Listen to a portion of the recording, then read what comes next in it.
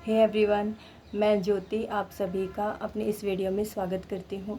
आप सभी को टाइटल पढ़ के ये लग रहा होगा कि कबूतर और टेंशन का क्या लेना देना है। कबूतर दरअसल बात ऐसी हुई थी कि कुछ टाइम पहले की बात है। मेरी मम्मी और लगभग घर में सबकी तबीयत ख़राब थी। घर में टेंशन का माहौल था, इतना टेंशन का माहौल था कि कुछ समझ नहीं आ रहा था। और मेन पेशेंट थे मम्मी और बाकी सब वैसे पेशेंट थे छोटी मोटी दिक्कत के। तो क्या हुआ कि वो टाइम जैसे हमसे ना तो कट रहा था, ना हमसे होपफुल हुआ जा रहा था, ना हमसे होपलेस हुआ जा रहा था। सारे डॉक्टर ट्राई कर लिए थे, कोई दवाई काम नहीं कर रही थी और मतलब कुछ भी काम नहीं कर रहा था, सब चीज़ कर ली थी। तो कहते हैं ना कि जो सिचुएशन में होता है उसको अलग तरह से सिचुएशन समझ में आती है। और कई सिचुएशन ऐसी होती हैं कि जो आदमी उस सिचुएशन में होता है उसको आती हैं ज़्यादा समझ, लेकिन कई ऐसी भी होती हैं कि जो आदमी उस सिचुएशन में होता है उसको कम समझ में आती हैं। क्योंकि वो मतलब एक तरह से कंफ्यूज हो जाता है, क्योंकि वो सिचुएशन में है, वो डिसीजन नहीं ले सकता। ऐसे ही दूर मेरे भाई रहते थे, तो वो देख रहे थे हम सबको ऐसे स्ट्रगल करते हुए, हर चीज़ से लड़ते हुए।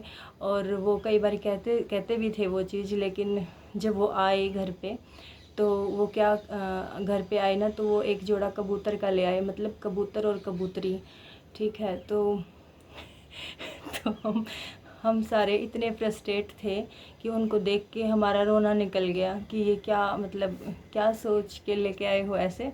क्योंकि एक जिम्मेदारी होती है सभी जानवर पशु पक्षी की, और हम इतने ज़्यादा फ्रस्ट्रेटेड हो चुके थे लाइफ में कि हम मतलब वो अटैचमेंट का भाव ऐसा हो जाता है पेरेंट्स के साथ कि, और कोई बीमारियां भी ऐसी होती हैं कि जिसमें अपने आगे ही सब कुछ हो रहा होता है, तो उसमें और भी परेशानी हो जाती है दिमाग में। तो जैसे मैं आपको वीडियो का जो टाइटल है उस हिसाब से बता रही हूँ। कबूतर को एक बार देख के तो झटका लगा, मतलब बुरा लगा कि भाई नहीं ये सही नहीं है और ऐसा।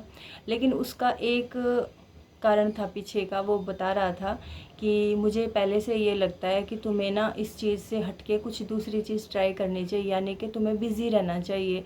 और तुम अब इस सिचुएशन में नहीं हो कि तुम लोग डिसीज़न लो, इसलिए मैं तुम्हारे लिए ये लेके आया हूँ। तुम इनकी देखभाल करो, और मम्मी की तो तुम कर ही रहे हो सभी। और जब घर में छोटे बच्चे हो जाते हैं तो और भी ज़्यादा मतलब एक परेशानी हो जाती है, क्या करें और क्या ना करें। तो उस सिचुएशन में कबूतर और कबूतरी ने हमारा इतना साथ दिया कि हम उनको कभी तो नहलाते, हम कभी उनको खाना खिलाते, हम सारा दिन उनके साथ बिज़ी रहते थे।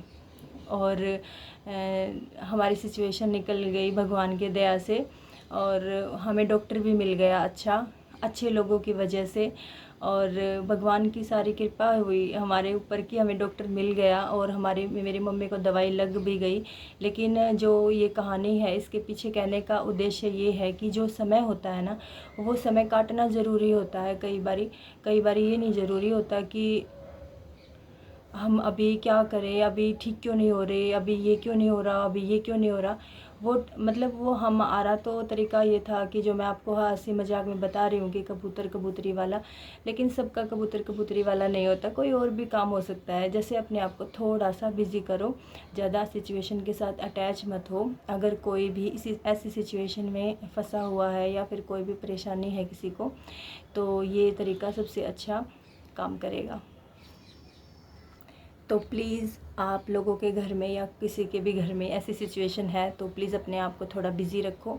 कबूतर कबूतरी ना लाओ तो कोई और चीज़ ट्राई करो, मतलब कहने का बिज़ी रखो। इसका और कोई भी सोल्यूशन नहीं है उस टाइम को पास करने का, उस टाइम को निकालने का।